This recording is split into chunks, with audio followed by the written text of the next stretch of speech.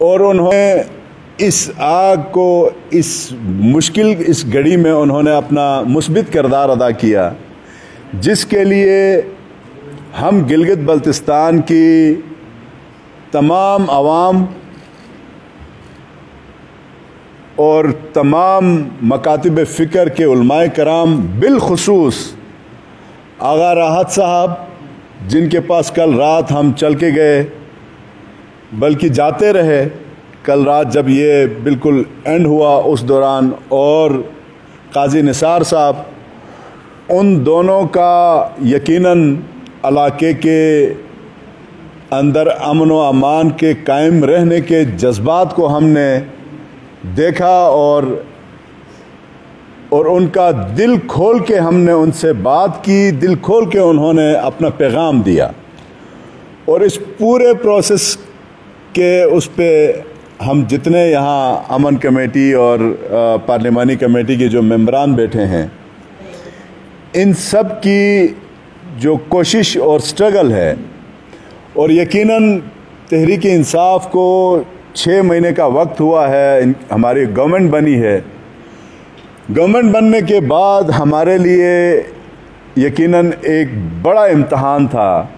یہ کوئی چھوٹا امتحان نہیں تھا۔ ہم خود بھی اس کرب کے اندر تھے کہ خدا نخواستہ ہم اہل سنت، اہل تشیع، اسماعیلی، ہم سب بھائی ہیں، اور پھر اس رستے پہ ہم جائیں جس رستے پہ نہ میرا دین اجازت دیتا ہے، نہ پاکستان کا قانون اجازت دیتا ہے، تو انسان کو مختلف قسم کے خیالات آتے تھے۔ تو جب ہمیں آتے تھے تو عام عوام جو کامن مین ہے اس کے بارے میں سوچ کے یقیناً یہ ساری ذمہ داری حکومت وقت کی تھی، اور حکومت وقت کے ساتھ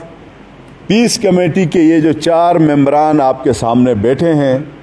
ہمیشہ سے ان کا بڑا کلیدی کردار رہا ہے اس علاقے میں امن کے لیے۔ میں اپنی حکومت کی اس کاوش جس کو لیڈ کرتے ہوئے چیف منسٹر صاحب نے دن رات ہمارے ساتھ ایک منٹ کا انہوں نے خبر بھی لی،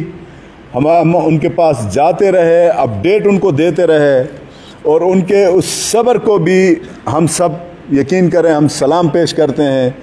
کہ جس تحمل مزاجی کے ساتھ چیف منسٹر صاحب نے اس پورے کیس کو دیکھا ہے اور اس کو حل کرنے کے لیے ایک مثبت راستہ دینے کے لیے انہوں نے کوشش کی ہے۔ اور ساتھ ہی ساتھ میں یہ بھی بتاؤں کہ کسی بھی ملک میں، کسی بھی علاقے میں حکومت کے ساتھ مختلف قسم کے ادارے مل کے پھر ایک نظام ریاست چلتا ہے۔ گلگت میں 3 بڑے